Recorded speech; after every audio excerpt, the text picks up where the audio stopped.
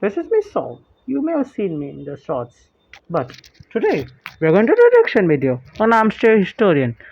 You can see the Germany's first defeat, Operation Bagration, or yes, history animated explain. And please do not copy strike me, sir. I just want to keep the viewers educated about history.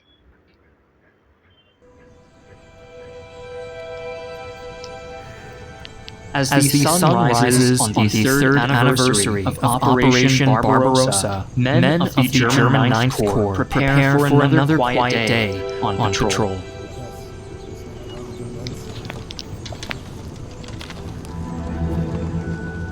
With a vast minefield between them and the front lines, and their Soviet enemy focused entirely south of them, these men have nothing to fear.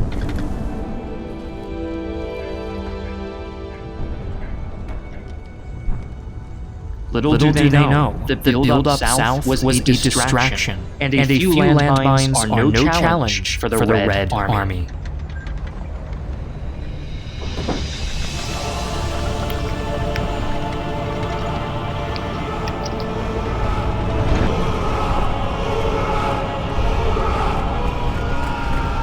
Hoorah! Hi, I'm Griffin Johnson, the Armchair Historian. In today's video, we will examine Operation Bagration, the most devastating military defeat in all of German history. Over the course of this two-month-long operation, the Soviet Union nearly annihilated the German Army Group Center, a loss from which Germany never recovered. Before we begin, I'd like to take a moment to discuss today's sponsor, Battle Warship, a free-to-play 3D Barbarossa. While the Soviets were initially caught off guard and suffered heavy losses, they managed to push back the invaders at several key points. The Germans suffered a massive setback after the Battle of Stalingrad in February of 1943. And when their last major offensive was halted that summer at the Battle of Kursk, the Axis forces were forced into a defensive position. The Soviet counterattack that followed Kursk drove the Wehrmacht back over 800 kilometers or 500 miles before finally coming to a halt in February of 1944. Of the three army groups holding the Eastern Front, Army Group South was the most severely affected, suffering a series of defeats that forced them much further back than the other army groups, creating a salient in the Axis line. For the first few months of 1944, German strategists assumed that the Soviets would press this advantage in the south in order to capture the Balkan oil fields and advance through southern Poland into the heart of Germany. Accordingly, the southern sector was heavily reinforced, with nearly the entire operational reserve of the Eastern Front being redeployed there by May. Contrary to German fears, Soviet commanders never tended to target that sector, viewing a southern offensive as too vulnerable to flanking and counterattacks. They believed that the safest target would be Byelorussia, defended by Army Group Center. Taking Byelorussia would result in the collapse of the entire German front line, allowing Soviets to launch joint offensives in the north and south.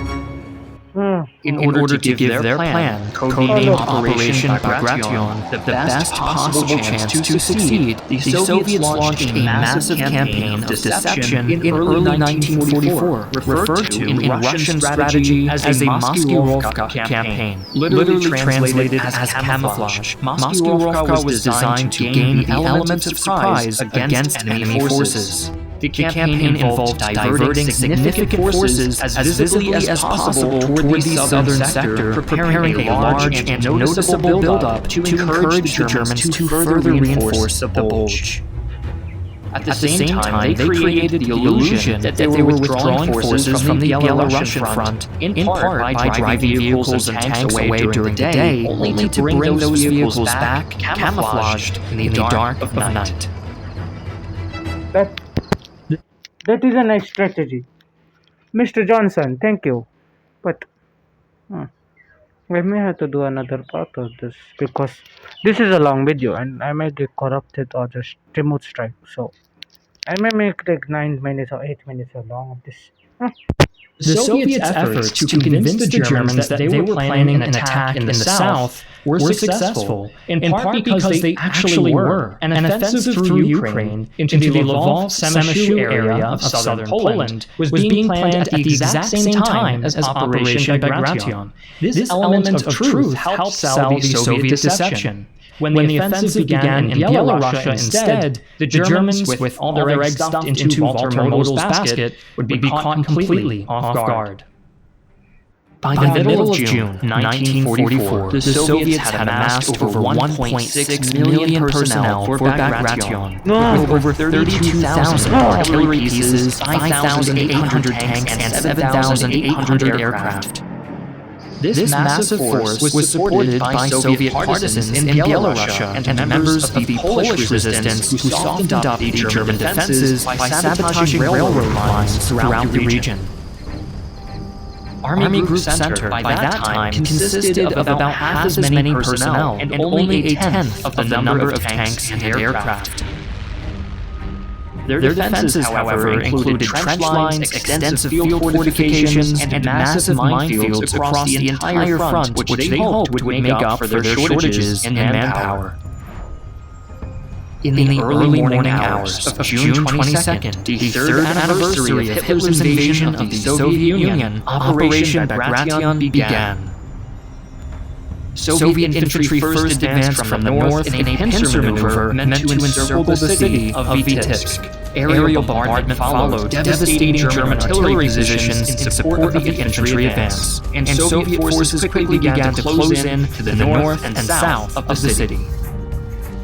At dawn the next day, Russian tanks rolled in, led by a wave of T-34s specially modified with massive metal rollers for clearing mines.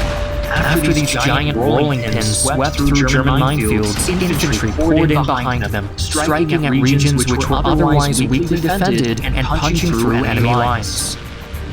This highly effective tactic was part of the Soviet strategy of deep battle, which centered around achieving strategic breakthroughs and pushing into enemy territory to undermine their ability to defend the rest of their lines. Developed in the 1920s and 1930s, deep battle doctrine was first used to its fullest extent in Operation Bagration, and its effectiveness was undeniable. With armored support, the Soviet assault pushed in further into enemy territory, and Vitebsk was completely encircled by June 25th. The entire German 53rd Corps was trapped in the city after High Command had repeatedly denied their requests to evacuate. 2 days later, the city was taken, and all 30,000 men in the 53rd Corps were killed or taken prisoner. Meanwhile, alongside the northern assault, another pincer attack was launched on June 23rd in the south, targeting the cities of Baburesk and Mogilev.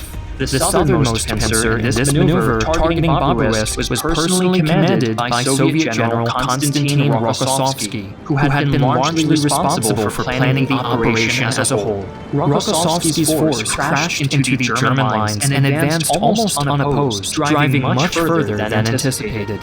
This good fortune came after the nearby German Ninth Army attempted to redeploy its tanks to defend against his offensive. But most of the vehicles broke down in the marshy terrain, leaving the southern force with little opposition. As for Mogilev, the primary purpose of the offensive was to occupy the German Fourth Army, dominate the road network, and take the city if possible. In this, the Russian army was incredibly successful. By June 28th, Mogilev had fallen, and a day later, Baburesk was captured. Most of the 4th and 9th armies were killed or taken by the Russians as prisoners of war. In less than a week, the German front line was shattered. Over 100,000 men had been lost, overwhelmed the German defense, and 2 Soviet armies were driving into their territory from the north and south. The Germans were taken completely by surprise, and High Command was scrambling to send reinforcements to stave off this overwhelming attack. The commander of Army Group Center, Field Marshal Ernst Busch, was hastily replaced with Walter Modell. in hopes that the more seasoned commander could salvage the defense. Model stepped into a desperate situation. The Ninth Army was all but shattered by the Soviet. Now let's see to the statistics. The Soviets are more professional. Even though they suffered the great effects at the start, they suffered no losses. They were the ones who ended this conflict. Now, to the main extent, we can see that the Soviets are actually good at combat. You just let them adapt to the combat you are giving them. Then they will hit you twice as back. This is known as karma. Well, let's say in today's events, which is happening like right now, not very good. They are not adapting. They're literally using the equipment from this era.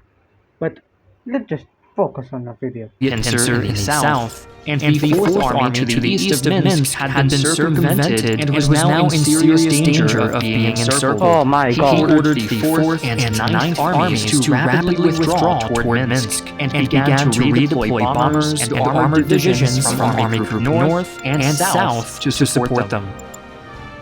But by this time, the Soviets controlled the sky, and they inflicted heavy casualties on these incoming reinforcements, as well as the retreating forces of Army Group Center. However, the 5th Panzer Division did manage to make it through the aerial bombardment and arrived in Minsk on June 27th, where they were put to work guarding one of the key roads to the northeast of the city. The 5th Panzer's heavy Tiger tanks were used to great effect in slowing down the Soviet offense, inflicting staggering losses on enemy armored units. But while the German heavy tanks were more effective than the T-34s they faced, they were not invincible. And the faltering Nazi war machine simply could not afford to replace the tanks they lost. The Soviets steadily wore down the mighty Tigers, and within 2 days, the 159 heavy tanks of the 5th Panzer Division had been reduced to just 18, no longer able to hold back the enemy advance. On July 3rd, the two prongs of the Soviet advance met outside of Minsk, completing the encirclement of the city. The remnants of the Ninth Army were trapped within, along with several units that had been desperately redeployed to assist them, while the Fourth Army was still a few miles to the east, now with nowhere to run. The Soviet Second Guards Tank Corps pierced the defenses of Minsk early on the morning of the 3rd, and had successfully cleared the city of enemy troops by the next day.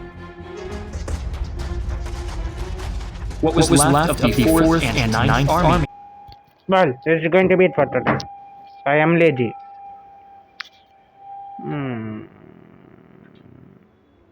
See you later. And good evening.